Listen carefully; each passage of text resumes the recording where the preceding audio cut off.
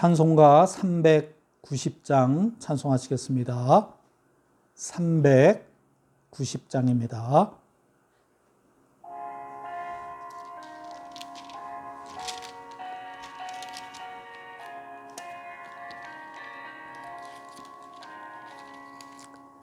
예수가 거느리시니 즐겁고 평안하구나.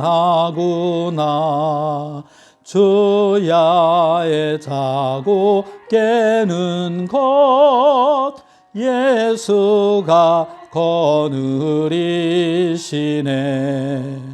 주 날 항상 돌보시고 날 친히 거느리시네. 주 날 항상 돌보시고 날 친히 거느리시네. 때때로 괴로움 당하면 때때로 기쁨 누리네. 풍파 중에 지키시고 평안히 인도하시네.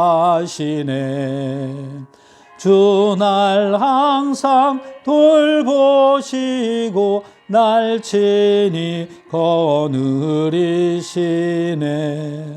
주 날 항상 돌보시고 날 친히 거느리시네. 내 주의 손을 붙잡고 천국에 올라가겠네.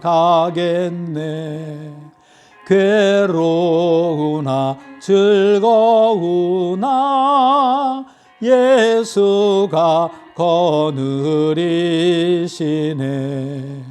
주 날 항상 돌보시고 날 친히 거느리시네.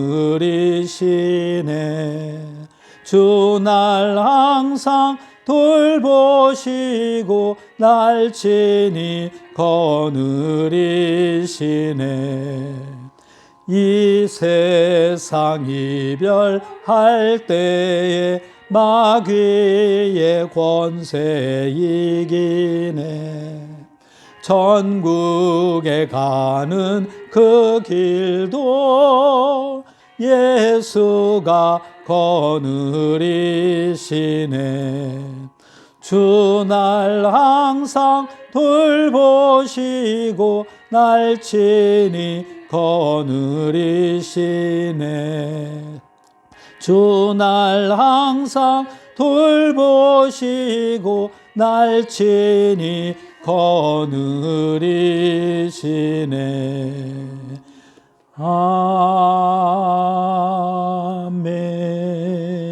아멘. 성경 말씀 신명기 10장 말씀입니다.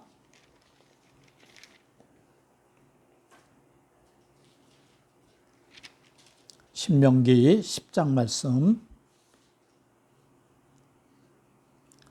저와 여러분들이 한 절씩 번갈아 가면서 읽으시겠습니다. 그때 여호와께서 내게 이르시기를 너는 처음과 같은 두 돌판을 다듬어 가지고 산에 올라 내게로 나아오고 또 나무개 하나를 만들라. 네가 깨트린 처음 판에 쓴 말을 내가 그 판에 쓰리니 너는 그것을 그 궤에 넣으라 하시기로.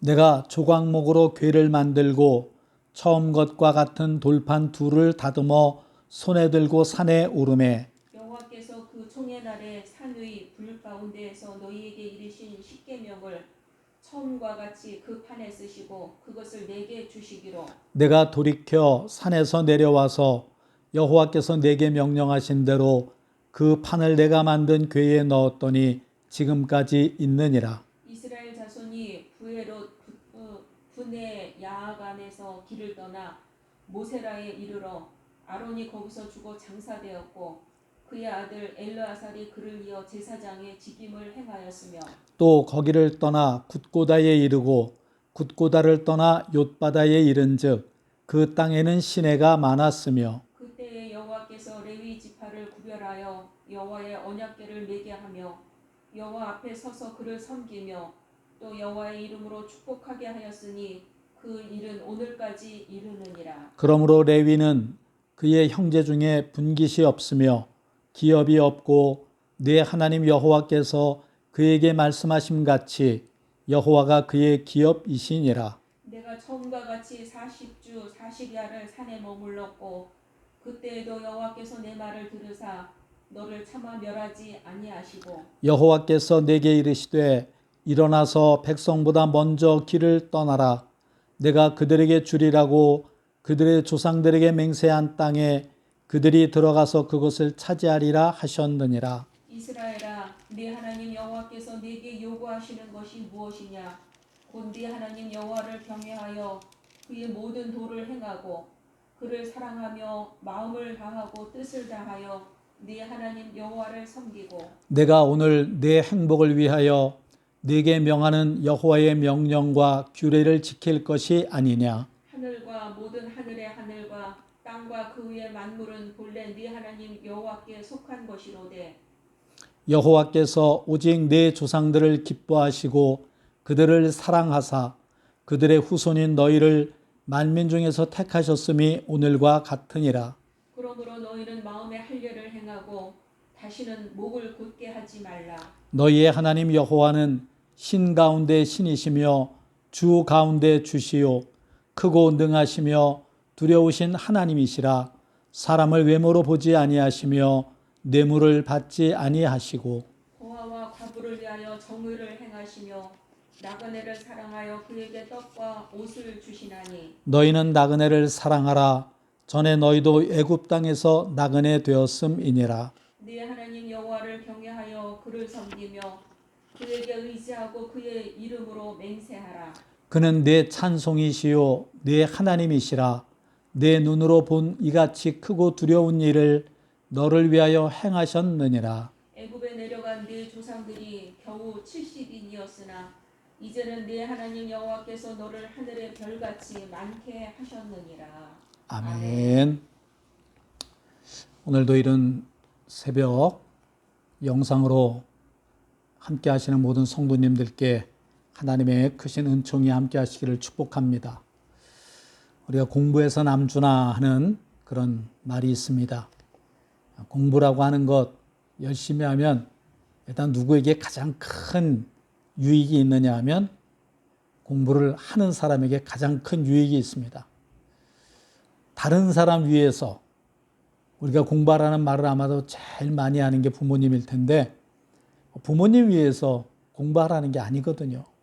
물론 공부를 열심히 해서 성적이 좋게 나오고 그러면 부모님이 자랑거리가 될 수 있으니까 부모님에게 해가 될 일은 없지만 가장 큰 유익은 공부하는 당사자에게 있는 겁니다. 우리 신앙생활도 그렇습니다. 신앙생활을 잘하라 그러면 신앙생활을 목사 위해서 잘 해주는 거 아니잖아요. 신앙생활을 잘 해야 되는 이유는 하나님께 감사하는 마음 그리고 그렇게 잘 했을 때 가장 큰 유익은 신앙생활 잘하는 사람에게 있어요. 여러분들 신앙생활 열심히 해야 되는 이유 그 누구를 위해서도 아니고 여러분들 신앙생활하는 당사자인 여러분들 위해서 신앙생활 열심히 잘 하시기를 바랍니다. 우리가 어제 보았던 9장에서 모세는 이스라엘이 가나안에 입성한 후에 결코 자만하거나 교만에 빠져서는 안 되는 이유에 대해서 금송아지 숭배 사건을 중심으로 설명을 했었습니다. 오늘 10장에서는 우상 숭배로 파기되었던 언약이 하나님의 은혜로 다시 회복되었음을 상기시키면서 다시는 하나님의 은혜를 저버리지 말고 하나님의 뜻만을 쫓아 살아갈 것을 촉구하는 그런 내용입니다. 크게 세 단락으로 나눌 수가 있는데 먼저 1절부터 5절은 모세가 하나님께로부터 십계명에 새겨진 새로운 돌판을 받는 그런 내용이고 6절부터 11절은 아론의 뒤를 이은 엘르아살의 제사장직 승계 그리고 성막 봉사를 위한 레위 지파의 구별 등 이스라엘의 체제 정비에 관한 내용입니다. 그리고 12절부터 마지막 22절까지는 하나님의 은혜를 입은 이스라엘 백성들, 하나님의 뜻이 무엇인지를 분별해서 온전히 순종하며 살 것을 촉구하는 그런 내용입니다. 모세는 이스라엘 백성들에게 언약궤와 두 돌판의 유래에 대해서 다시 한번 상기를 시킵니다. 언약궤, 그것은 조각목으로 만들었습니다. 조각목은 때로 시띠나무 이렇게 부르기도 하는데 아카시아과에 속하는 그런 나무입니다. 아주 단단한 그런 재질이어서 이 조각목으로 건축 재료로도 쓰이고 그리고 여러 가지 목재를 이용해서 만들어야 되는 그런 것들은 조각목으로 만드는 경우들이 많았습니다. 히브리서 9장 4절에 보게 되면 그 하나님의 언약궤 안에는 두 돌판 그리고 그 외에도 아론의 쌍난 지팡이와 만나 한 오멜이 담긴 금 항아리도 있었다고 그렇게 기록되어 있습니다. 하지만 솔로몬 성전이 지어지고 법궤를 모실 때에는 두 돌판만 남아 있었던 것을 알 수가 있습니다. 아론의 쌍난 지팡이와 또 만나 한 오멜이 담겨 있었던 금 항아리가 언제 어떻게 사라졌는지는 알 수는 없습니다. 많은 사람들이 이제 나름대로 추정을 하기도 하지만은 그것이 이제 블레셋에게 법궤를 빼앗겼을 때 그때 이제 블레셋에 있는 동안에 법궤가 막 블레셋 사람들에 의해서 천덕꾸러기처럼 그렇게 다뤄지고 하면서 그때 사라진 거 아닌가 하는 그런 생각들을 추정들을 하기도 합니다. 어쨌든 성경 자체만으로는 언제 그 쌍난 지팡이와 금 항아리가 사라졌는지에 대해서는 알 수가 없는 상태입니다. 그리고 6절부터 9절까지 우리가 오늘 읽은 본문에 보게 되면 괄호로 그 내용이 이렇게 쌓여 있는데 아론의 죽음과 엘르아셀의 제사장직 승계 그리고 레위지파의 구별과 관련된 그런 내용들입니다. 아론이 죽기 전부터 하나님은 레위지파를 구별하셔서 성막을 이동하는 그런 일을 그 레위지파에게 담당을 시키셨습니다. 두 번째 돌판을 받기까지 40일이라는 시간이 또 필요했는데 하나님은 이스라엘 백성들에게 또 한 번의 기회를 주셨습니다. 그리고 앞으로는 절대 하나님의 뜻을 거스르지 말 것을 당부하셨습니다. 12절 이하의 내용이 바로 그런 내용입니다. 오늘 12절과 13절의 말씀에 보면 이스라엘아 내 하나님 여호와께서 내게 요구하시는 것이 무엇이냐 곧 내 하나님 여호와를 경외하여 그의 모든 도를 행하고 그를 사랑하며 마음을 다하고 뜻을 다하여 내 하나님 여호와를 섬기고 내가 오늘 내 행복을 위하여 내게 명하는 여호와의 명령과 규례를 지킬 것이 아니냐 하는 말씀이 있습니다. 여기서 경외한다고 하는 말, 성경에도 참 많이 나오는 말인데 야레라고 하는 히브리어를 씁니다. 두려워하다, 깜짝 놀라다 이런 뜻을 가지고 있습니다. 하나님께 대한 진정한 경외, 이것에는 반드시 두려움이 수반됩니다.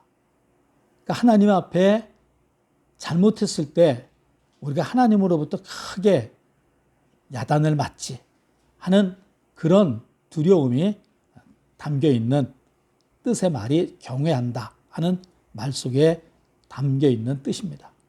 이런 두려움은 우리로 하여금 하나님을 멀리하게 하는 것이 아니라 오히려 하나님의 명령을 어기지 않게 하는 그런 작용을 하기도 합니다.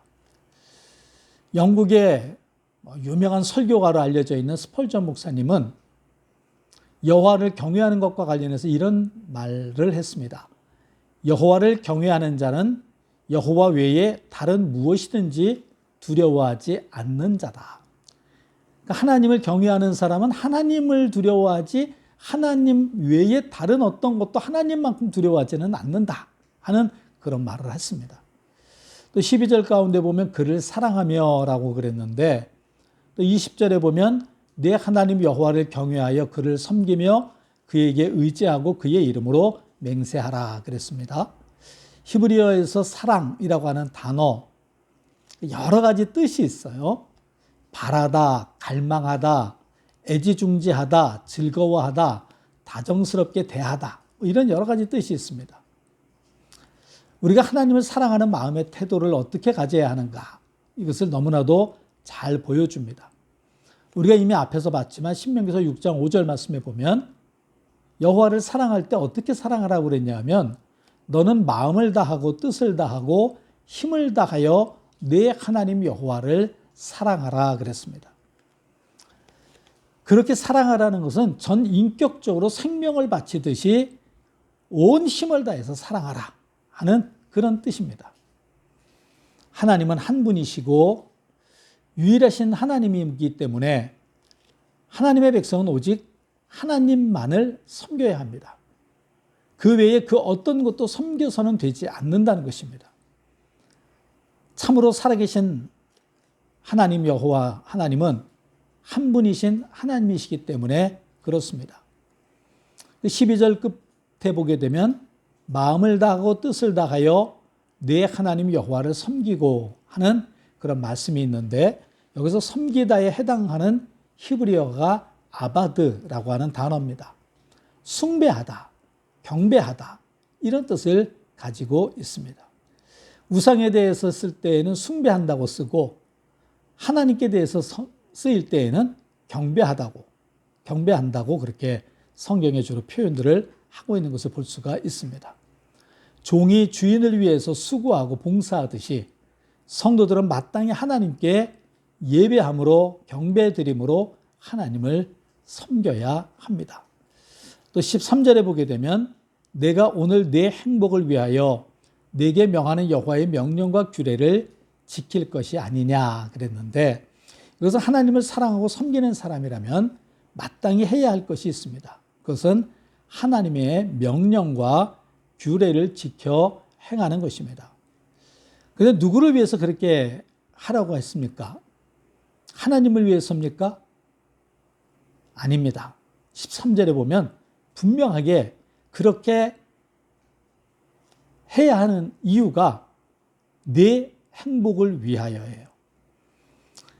하나님을 잘 섬기고 하나님의 말씀에 순종을 잘하는 것, 너의 행복을 위해서.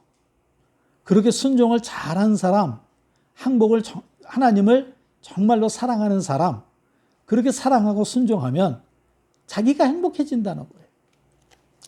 모세는 이런 하나님의 은혜가 이스라엘 백성들이 잘나서가 아님을 또다시 강조합니다. 15절에 보면 여호와께서 오직 내 조상들을 기뻐하시고 그들을 사랑하사 그들의 후손인 너희를 만민 중에서 택하셨음이 오늘과 같으니라 그랬습니다. 또 16절에 말하기를 그러므로 너희는 마음에 할례를 행하고 다시는 목을 곧게 하지 말라 이렇게 모세를 통해서 당부를 했습니다. 다시는 목을 곧게 하지 말라 하는 것은 목을 곧게 한 적이 있다고 하는 것을 전제로 하는 말이에요. 이스라엘 백성들이 목이 곧았던 때가 많았죠. 그래서 목이 곧은 백성 이런 표현이 성경에 아주 많이 나옵니다. 목이 곧다는 얘기는 목이 구부러지지 않는다는 얘기죠. 우리가 누군가에게 감사의 표를 하려면 되게 감사합니다 그러면서 고개를 숙이게 됩니다. 고개를 숙이는 것은 목이 곧지 않은 거죠. 목이 곧다고 하는 것은 감사도 할 줄 모른다는 거예요.